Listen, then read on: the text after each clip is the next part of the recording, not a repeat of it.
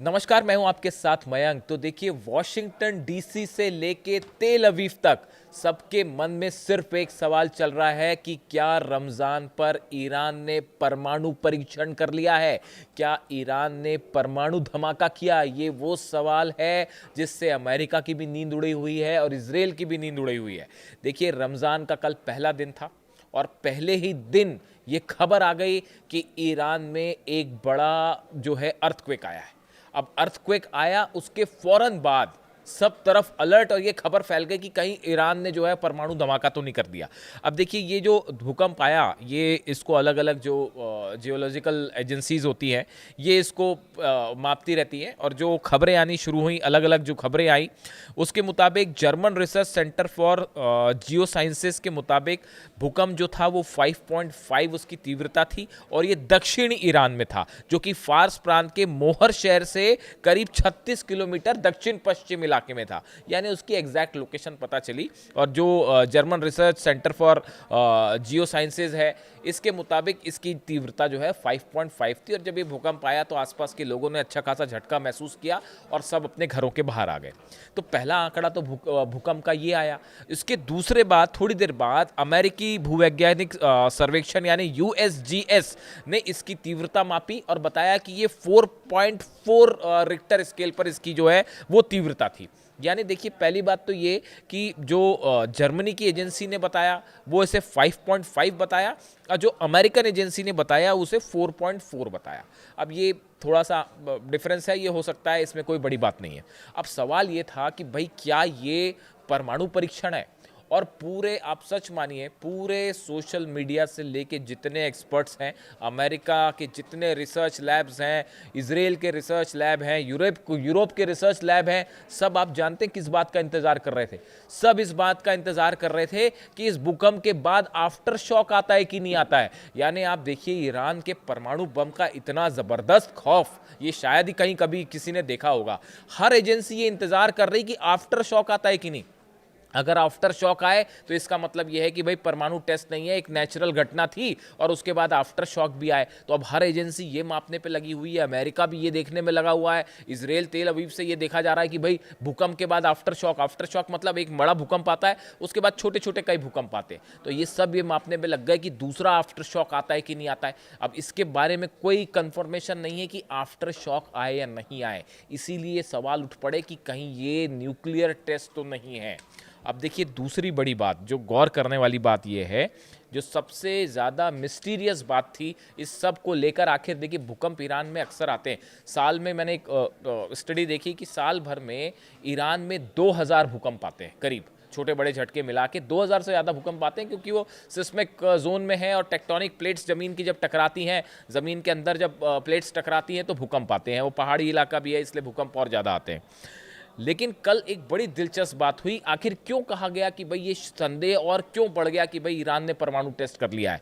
उसकी बड़ी वजह ये थी कि जब ये भूकंप आया था फार्स के मोहर शहर में, फार्स प्रांत के जो मोहर शहर में भूकंप आया, इसके बिल्कुल कुछ ही देर बाद ईरान के बुशहर में भी भूकंप के झटके महसूस किए गए। ये आफ्टर शॉक नहीं था, ये भूकंप, ये दोनों अलग अलग भूकंप थे। एक भूकंप का झटका आता है फार्स प्रांत के मोहर शहर में और उसके बिल्कुल कुछ देर बाद एक भूकंप महसूस किया बुशहर में, जिसकी तीव्रता 4.2 के आसपास थी। यानी दो अलग अलग। अब इसमें गौर करने वाली बात यह है कि जो बुशहर है, बुशहर ईरान का वो इलाका है जहां पर रूस की मदद से बड़ा न्यूक्लियर प्रोग्राम चल रहा है। और कहा तो ये भी जाता है, कई तरह के दावे हुए। मैं सीआईए और मोसाद की एजेंसीज जो हैं वो इस तरह का शक जता रही थी कि ये जो 400 किलो यूरेनियम की बात होती है, क्या ये बुशहर तो नहीं पहुंचा दिया गया। देखिए, बुशहर में रूस के वैज्ञानिक मौजूद हैं और अभी भी है, ऐसा बताया गया। बीच में कुछ वैज्ञानिकों को निकाल लिया गया, लेकिन अभी भी जो खबरें हैं उसके मुताबिक बुशहर में रशिया के साइंटिस्ट मौजूद हैं। और इसीलिए अमेरिका ने यहाँ हमला नहीं किया। फोर्दो, नतांज और इस्फहान पर हमले हुए, लेकिन बुशर पर हमला करने की हिम्मत नहीं हुई, क्योंकि बुशर पर हमला होता तो रूस जो है आर पार कर देता, सीधा लड़ाई शुरू हो जाती, रूस पे हमला माना जाता हो। तो बुशर पर हमला नहीं किया। पुतिन ने बीच में ऑलरेडी ये बात कह दी है, इसे अभी अभी बीच में बयान आया था पुतिन का कि बुशर पर हमला नहीं होना चाहिए, हमारे साइंटिस्ट पर हमला नहीं होना चाहिए। तो इसीलिए ये भी शक जताया जाता है कि वो 400 किलो यूरेनियम बुशेरी तो नहीं पहुंचा दिया गया। और इसके अलावा भी इस तरह की खबरें आई कि क्या न्यूक्लियर प्रोग्राम ईरान का बुशर में ही चल रहा है, क्योंकि वहाँ तो रूस के साइंटिस्ट मौजूद है, तो हमला करना आसान नहीं है, वरना तो वहाँ तो जंग ही बदल जाएगी। तो इस हालात में अब बुशर में भूकंप आता है, और भूकंप आप टाइमिंग देखिए, एक भूकंप आता है उसके चंद मिनट बाद जो है दूसरा भूकंप का झटका लग जाता है। ऐसे में ये सवाल और उठने लगे कि क्या ये न्यूक्लियर टेस्ट है। इसको लेकर देखिए अभी तक ईरान की तरफ से कोई ऑफिशियल जानकारी नहीं आई है कि इस बारे में कोई जानकारी नहीं दी गई कि ये न्यूक्लियर टेस्ट था या नहीं था। और सबसे बड़ी बात ये है जो ये कहा गया बार बार कि ईरान की तरफ से अगर किसी तरह का परमाणु परीक्षण होता है तो इसकी जानकारी ईरान देगा। ये अपने आप में वो अपनी सुविधा के हिसाब से देगा जानकारी। वो आपको अपनी जानकारी अगर देगा भी कभी, तो वो जानकारी जो है वो अमेरिका और इजराइल की सुविधा के हिसाब से नहीं देगा, वो ईरान अपनी सुटेबिलिटी के हिसाब से देगा। हालांकि ईरान की तरफ से बार बार ये बात कही गई कि हम न्यूक्लियर बॉम्ब नहीं बना रहे हैं, हमारा जो न्यूक्लियर प्रोग्राम है वो पीसफुल पर्पस के लिए ही है, किसी तरह का हमने न्यूक्लियर बॉम्ब नहीं बनाया और ना ही हम बनाने में जुटे हुए हैं। लेकिन एट द सेम टाइम देखिए आप कि नॉर्थ कोरिया की तरफ से, किम जोंग उन की तरफ से बार बार ये बात कही गई ईरान को, अली खामनेई साहब से ये रिक्वेस्ट की गई कि भाई आपको फौरन परमाणु परीक्षण करना चाहिए, एटमी धमाका करिए, एटमी परीक्षण करिए। अगर आप एटम बम बना लेते हैं तो ये आपका ऐसा डिटरेंस होगा कि फिर अमेरिका और इजराइल आप पर हमला करने की सोचेंगे भी नहीं। ये बात बार बार किम जोंग उन की तरफ से कही गई, लेकिन ईरान ने इस बात पर कायम रहा कि नहीं, हम ह्यूमैनिटी के खिलाफ होगा इसलिए हम बम नहीं बनाएंगे। लेकिन नॉर्थ कोरिया का बार बार ये कहना कि आप बम बनाइए। और उसके अलावा दो बड़ी और खबरें हैं। देखिए कुछ वक्त पहले रूस के पूर्व राष्ट्रपति दिमित्री मेदवेदेव की तरफ से एक बयान आया। उनकी तरफ से ये बयान आया था जब 12 दिन की जंग हुई, उसके फौरन बाद ये बयान आया। उन्होंने ये कहा कि कई ऐसे सहयोगी देश हैं जो कि ईरान को न्यूक्लियर मदद कर सकते हैं, न्यूक्लियर बॉम्ब दे सकते हैं।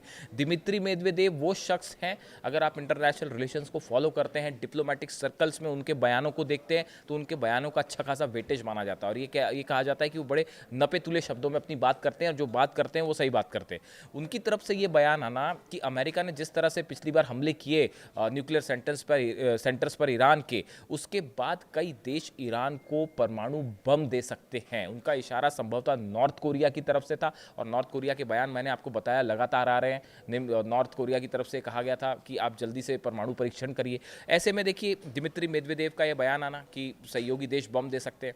उसके अलावा जो तीसरी बड़ी खबर है इस पूरे मामले को लेकर जो जोड़ के देखी जा रही है वो है ईरान का आईसीबीएम टेस्ट करना। देखिए ईरान ने इंटरकॉन्टिनेंटल बैलिस्टिक मिसाइल का जो परीक्षण किया, जो टेस्ट किया, हर मिसाइल एक्सपर्ट इस बात को समझता है, न्यूक्लियर साइंटिस्ट, न्यूक्लियर बॉम्ब के जो जानकार हैं वो इस बात को समझते हैं कि इंटरकॉन्टिनेंटल बैलिस्टिक मिसाइल का उपयोग क्या होता है, क्यों बनाई जाती है intercontinental ballistic missile. Intercontinental ballistic missile का मुख्य एम होता है, मुख्य पर्पस होता है न्यूक्लियर बॉम्ब, एटम बॉम्ब को कैरी करना। देखिए आईसीबीएम, ईरान के पास जो मिसाइल्स हैं, आप खुर्रमशहर 4 की बात कर लीजिए, सेजल की बात कर लीजिए, फतेह 2 की बात कर लीजिए, ये मिसाइल्स जो हैं आप 4000 से 5000 किलोमीटर की रेंज कवर कर लेंगी। जो एडवांस वर्जन है वो 4-4, 5-5 हज़ार किलोमीटर तक चले जाएंगे।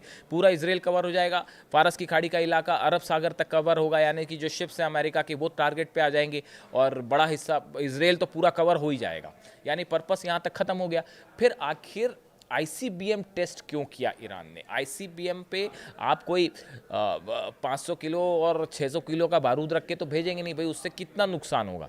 उससे जो नुकसान हो रहा था तेल अवीव में या हाइफा में जो बिल्डिंग्स गिर रही थी, वो इजराइल वो काम खुर्रमशहर 4 और फतेह 2 कर लेगी, वो काम खुर्रमशहर 4 और फतेह 2 कर लेगी। लेकिन जब आप आईसीबीएम की बात करते हैं जिसकी रीच वॉशिंगटन तक है, जिसकी रीच न्यूयॉर्क तक है, और खुद पेंटागन अब ये कह रहा है, पेंटागन की पिछली रिपोर्ट मैंने आपको बताई थी जिसमें कहा गया था कि अगला युद्ध होगा तो अमेरिका का मेनलैंड भी सिक्योर नहीं होगा। अब तक की लड़ाई जो हो रही थी वो दूसरी जगह हो रही थी और अमेरिका का मेनलैंड सिक्योर था, अमेरिका के अंदर कोई जंग नहीं हो रही थी। लेकिन अब तो पेंटागन ने भी ये कह दिया है कि इस बात की कोई गारंटी नहीं है कि इस बार हम सुरक्षित रहेंगे, मिसाइल जो है वहां से हमारे तक भी आ सकती है। और वो ईरान की आईसीबीएम की टेस्ट के बाद ईरान को लेकर ये बात कही गई थी। तो जब पेंटागन खुद अमेरिका का विभाग जब ये शक जता रहा है, इस तरह की बात कर रहा है कि भाई मिसाइल्स आ सकती हैं, तो अब आप खुद सोचिए, ईरान से अगर आईसीबीएम फायर की जाएगी जो कि स्पेस में जाएगी, फिर री एंटर करेगी, और वो 10,000 किलोमीटर अगर न्यूयॉर्क वाशिंगटन तक जा रही है, तो वो उसमें कोई छोटा हथियार लगा के तो जाएगी नहीं वहाँ तक ऑब्वियसली। तो जब आपके पास कैरियर आ गया है तो निश्चित तौर पर ये अंदेशा जताया जा रहा है कि क्या ईरान के पास हिडन एजेंडा क्लियर है और न्यूक्लियर बम ऑलरेडी कैपेबिलिटी हासिल कर चुका है ईरान।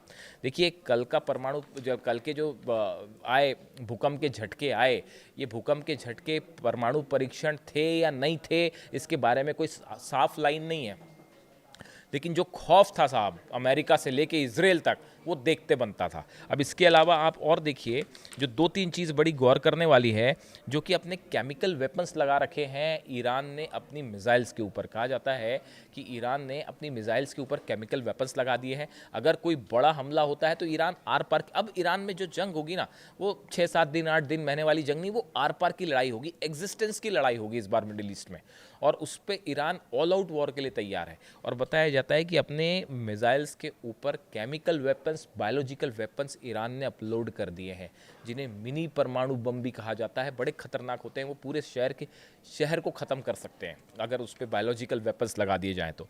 इसके अलावा जो बड़ी बड़ी जो मुख्य बात है, जो बार बार इस बात को कहा जा रहा है कि ईरान की जो मिसाइल्स हैं, ईरान की मिसाइल्स को इस तरह से प्लेस किया गया है कि अगर ईरान पर एक भी हमला होता है तो अमेरिकन शिप्स हों, अमेरिकन बेसिस हैं, इजराइल हैं, इन सब पर एक साथ हमला होगा। और इजराइल इस बात को ऑलरेडी मान के चल रहा है कि अगर अमेरिका ने भी हमला किया तो भी हम पर मिसाइल गिरना तो तय है। इजराइल इस बात को मान के चल रहा है। नेतन्याहू की एक बड़ी बैठक नेतन्याहू ने की, जिसमें यह तय किया गया कि भाई अगर हम पर हमला होता है तो कैसे बचा जाए, उसके क्या इंतजाम किए जाए।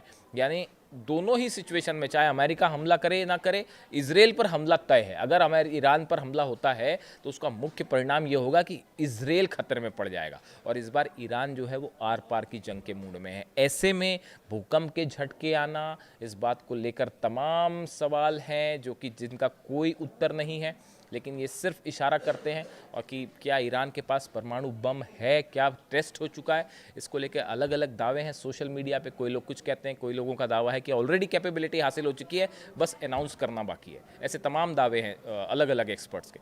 इसके बारे में जो भी डेवलपमेंट होता है वो हम आपको बताएंगे। इससे जुड़ा जो भी अपडेट होता है मैं आप तक पहुँचाऊँगा। वीडियो कैसा लगा कमेंट करके ज़रूर बताएँ। Thank you so much.